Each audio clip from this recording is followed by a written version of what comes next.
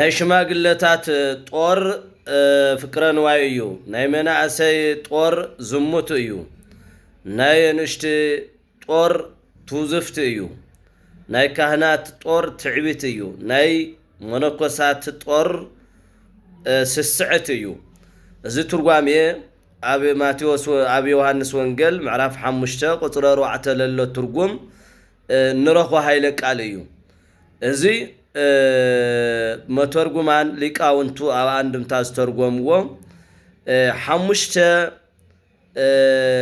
ሕሙማን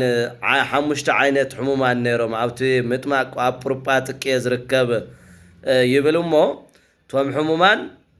ሓንካሳን እውራን ሓንካሳን ድሩቃን ዝደረቁ ጽውሳን ልምሾ ዝኾኑ ወጽውሳን ዝተደበደ ድብልብል ዝወሉ ድንብልብል ዝወሉ ነይሮም እዚኦም ናይ ምሳሌ እዮም ናይ ሓሙሽተ አዕማደ ምስጢር ምሳሌ እዮም ካልኣይ ደረጃ ናይ ጾታ ምእመናን ምሳሌ እዮም ምስ በለ እዞም ሓሙሽተ ጾታ ምእመናን አእሩግ ወራዙት አንስት ካህናት መነኮሳት ማለት እዩ ስለዚህ እዚአቶም ግን በላ ላይ ሽማግለታት ዋና ጦርነቶም ጦሮም ታዩ ፍቅረን ዋዩ ሽማግለታት በጣም እዮም ገንዘብ ልፈቱ ለምንታይ ምክንያቱ ጠዋሪ የብለን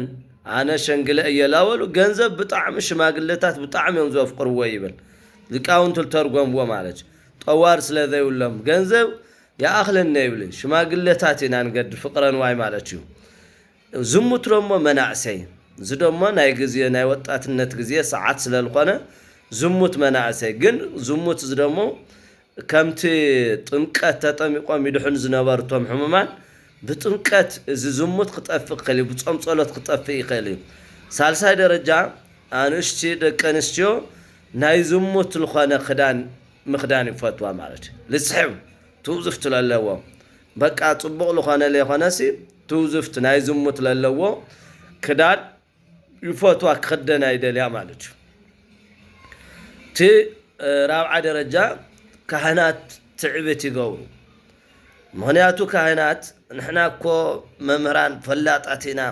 ማዕረግና እኮ ልዑል እዩ ካብ መላእክት ዝለዓለ እዩ መላእክት ዘይተዋሃበ ለአና ተዋህቡ እዩ እላበሉ ትዕቢት ይገብሩ ማለት መለኮሳት ስስዕት ደሞ ኣብ መለኮሳት ይሓድር መለኮሳት ከዓ ኣብ ገዳም ዝብላዕ ዝልሓ ስለለየለ ይስስዑ ማለት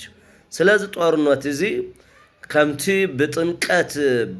ብማይ ብጸበል ጵሩጳጥቄ መልአክ ከሎ ይድሕን ዝነበሩ እዚ ኩሉ ብምንታይ ድሕን ብልጅነት ብጸሎት ካብ ኩሉ ካብ ስስዕነት ካብ ትዕቢት ካብ ዝተፋላለየ ማንም ብጸሎት ኢና ክንድሕን ንኽእል ማለት እዩ ስለዚ ሽማግለታት ለለናም ፍቅረን ዋይን ክንሓድግ ይግባእ በተለይ ኣብ ጾም መርዓ መናእሰይ ዝሙት ክንሓድግ ይግባእ